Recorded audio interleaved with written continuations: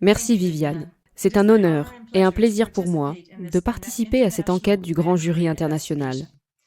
Un grand jury criminel contre certains des auteurs qui, dans une collaboration criminelle mondiale, ont commis des crimes contre l'humanité sur la population mondiale entière sous la forme d'une pandémie planifiée appelée Covid-19. Nous, un groupe d'avocats internationaux et un juge, menons une enquête criminelle sur le modèle des procédures du grand jury des États-Unis. Cette enquête du grand jury sert de modèle de procédure légale pour présenter à un jury composé de citoyens du monde toutes les preuves disponibles du crime contre l'humanité qu'est le Covid-19, à ce jour contre les dirigeants, organisateurs, instigateurs et complices qui ont aidé, encouragé ou participé activement à la formulation et à l'exécution d'un plan commun pour une pandémie.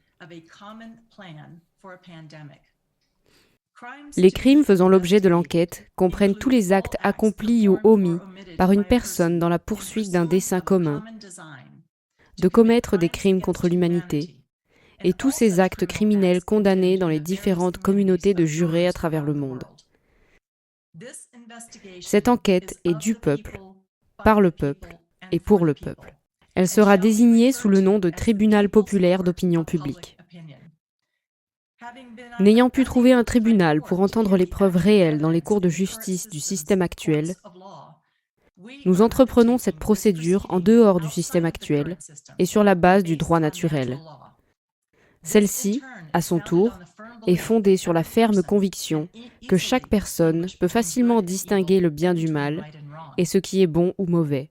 Cette procédure pourrait être l'un des événements extrajudiciaires les plus importants de l'année. Nous, en tant que groupe d'avocats internationaux, présenterons des preuves réelles provenant de vrais experts tels que des scientifiques, des historiens, des médecins, ainsi que des victimes. Il n'y a pas d'acteurs dans cette présentation, seulement des personnes réelles qui désirent apporter la justice au monde. Et nous avons besoin de votre aide.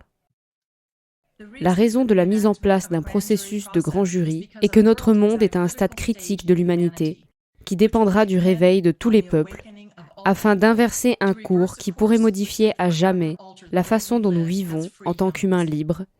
Nous devons inverser la trajectoire de ce cours maintenant. Et la représentation d'une enquête du grand jury est le moyen le plus rapide que nous connaissons pour apporter les preuves devant le tribunal public du monde, vous, le peuple. Aux États-Unis, seuls les procureurs de district ou les procureurs généraux des différents États sont autorisés à engager de telles procédures pénales. Mais comme personne ne l'a fait aux États-Unis, nous venons vous présenter les preuves sous une forme calquée sur ce type de procédure judiciaire qui est courante aux États-Unis. Nous basons ce modèle sur le grand jury pénal américain.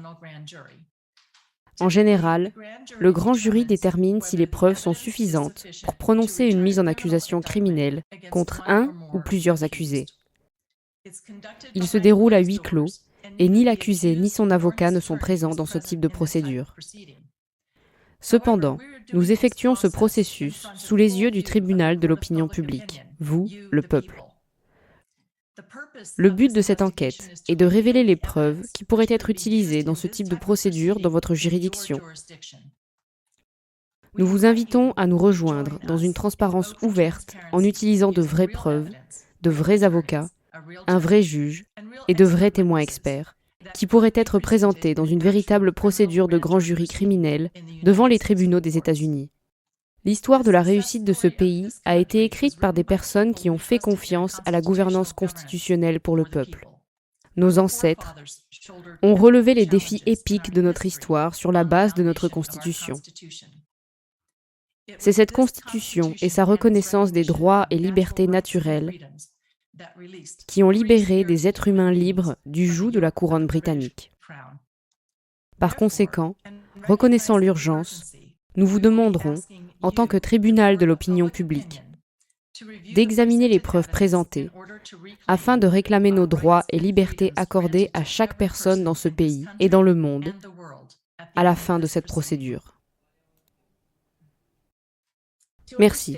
Pour comprendre l'énormité de la planification de cette collaboration criminelle à l'échelle mondiale, nous devons commencer par la base de la pandémie. C'était un gros mensonge. C'était un mensonge pour les gouvernements du monde de déclarer, presque à l'unisson, une pandémie mondiale. Un mot comme tant d'autres impliqués dans ce récit officiel, dont la définition a été modifiée pour répondre aux objectifs du programme. Plus précisément, ce dont je voulais parler, c'est du grand mensonge basé sur le test PCR, sur les tests. Ce n'est pas une pandémie, mais une cadémie. Les informations qui nous ont été données par le CDC et la FDA sur le test PCR sont manifestement fausses, et nous aurons des éléments pour le prouver. En fait, cette méthode n'est pas du tout un test, pas un test de diagnostic, mais une technologie de fabrication génétique qui recherche des bribes de code spécifiques et les amplifie en les doublant à chaque cycle. Son inventeur, Kary Mullis, qui a obtenu un prix Nobel pour le procédé qu'il a inventé, a déclaré qu'il n'a jamais été question d'en faire un outil de diagnostic valable, et il est connu de tous ceux qui l'utilisent qu'il ne peut pas détecter d'infection active. Drosten, l'un des accusés, le savait. Il savait que le test n'avait aucun sens et qu'il était faux. Cependant, ce test a été utilisé pour créer une panique mondiale et l'obtempération. Le CDC a même admis que son propre test, récemment retiré, était basé sur des échantillons truqués. Les seuils de cycle grossièrement excessifs recommandés par l'OMS, c'est-à-dire le nombre d'amplifications que subit une petite quantité de matériel génétique pour déterminer s'il y a quelque chose de présent, sont bien au-delà des normes de l'industrie, et ils rendent tout test inutile, avec des résultats faussement positifs à des taux approchant de 100%. Des études ont montré que le taux de faux positifs de ce test PCR est en fait plus proche de 97%. Cela signifie que 3% de la population dont le test est positif est peut-être malade de quelque chose, mais nous ne savons pas de quoi ils sont malades, parce que le test ne le détermine pas. Ce test a été utilisé de manière abusive dans le monde entier pour justifier frauduleusement l'existence d'une pandémie et pour déterminer des chiffres de cas et de décès, faussement gonflés. Nous démontrerons par des preuves claires et convaincantes que les défendeurs ont participé à ce mensonge mondial et ont qualifié une maladie largement dispersée géographiquement, avec des taux de survie équivalents à ceux d'une grippe saisonnière, de pandémie permettant de fausses déclarations mondiales d'urgence de santé publique. À partir de cette situation d'urgence qui dure maintenant depuis près de 2 ans, les gouvernements ont imposé des restrictions draconiennes, la séparation et l'isolement des populations vulnérables, comme les personnes âgées et les enfants, ainsi que la mise en place de vaccins obligatoires dans le monde entier. Nous savons que la prochaine étape sera la mise en place de passeports vaccinaux qui verrouilleront encore plus notre planète, ainsi que des camps de quarantaine partout. Notre confiance a été trahie par la corruption du système et nous vous fournirons des faits vérifiables prouvant que nous avons tous été gravement trompés pour croire à un gros mensonge. Et les objectifs finaux étant, selon les termes de l'un des accusés, Bill Gates, de vacciner chaque homme, femme et enfant de la planète avec des injections expérimentales modifiant les gènes. Ces tests PCR ont été utilisés pour augmenter le nombre de cas et de décès. Examinons la définition d'un cas. Historiquement, un cas était une personne malade, et pas seulement un test positif en l'absence de tout symptôme. Avec des tests effectués dans le monde entier sur des personnes en bonne santé, ils ont grossièrement gonflé le nombre de cas. Et cela nous est diffusé en permanence par les médias grand public, par le Department of Highway Science aux États-Unis et peut-être dans d'autres pays, et a été utilisé pour inciter la panique et l'obtempération dans le monde entier.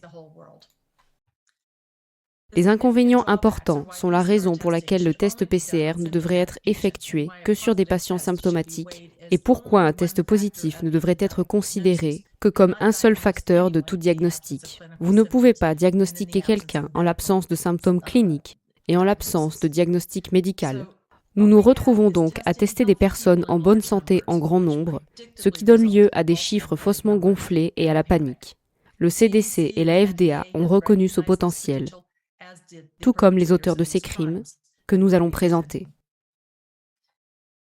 Les preuves montreront que Drosten, qui prétend avoir inventé le test du Covid-19, était conscient de ses limites et de sa fausseté. Le test n'était spécifique d'aucun virus ni d'aucune bactérie. Par conséquent, il est inutile pour déterminer ce qui pourrait même causer des symptômes. Ce à quoi le test est bon, c'est à provoquer une panique mondiale. Même les morts, autre chiffre faussement gonflé, doit être examiné à la lumière de ces faux tests PCR. Un décès avec un test PCR positif est considéré comme un décès dû au Covid. Que vous ayez été admis à l'hôpital à la suite d'un accident de voiture, d'une crise cardiaque ou même d'un accouchement. Si vous avez été testé positif et que vous êtes décédé dans les 28 jours environ suivant votre test, votre décès est attribué au Covid-19. Même notre CDC a admis, plus tard, au cours de la pandémie, que 95% des décès attribués au Covid étaient dus à d'autres causes. C'était simplement basé sur un faux test. Les fabricants savaient aussi tout cela, y compris, je cite, l'inventeur du test Covid-19, Drosten.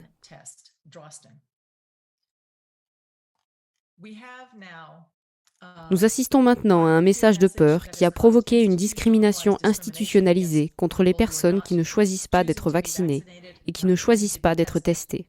Ceci est moralement répréhensible selon toute norme humaine. Le résultat de ces faux tests est un énorme préjudice catastrophique pour les populations du monde entier. Il y a des scientifiques et des médecins qui témoigneront de l'énorme préjudice catastrophique qui a été causé par ces tests. La preuve juridique de l'intention et de la connaissance se trouve dans les divers documents de la FDA et les documents connexes, et ils sont conçus pour obscurcir et égarer même les avocats qui lisent et parcourent ces documents. Comme vous pouvez commencer à le voir ici, les piliers de la narration officielle du Covid et celle des médias, qui sont une seule et même chose, tombent comme des dominos lorsque l'on montre les preuves. Il existe des preuves irréfutables de fraude et de malfaisance multiformes dans tout le régime Covid. Si vous avez le courage et l'honnêteté intellectuelle de les regarder, de les étudier et de les considérer équitablement, faites-le. Cela peut être choquant pour certains, incroyable pour d'autres, mais je vous assure que ces preuves sont réelles et inquiétantes.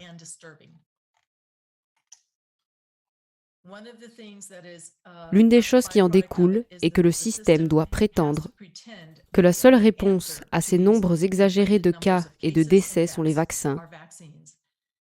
Et ils ont fait cela pour que leur utilisation d'urgence soit autorisée et qu'ils figurent sur les calendriers des enfants. Et c'est ce qui va suivre. Merci de votre attention.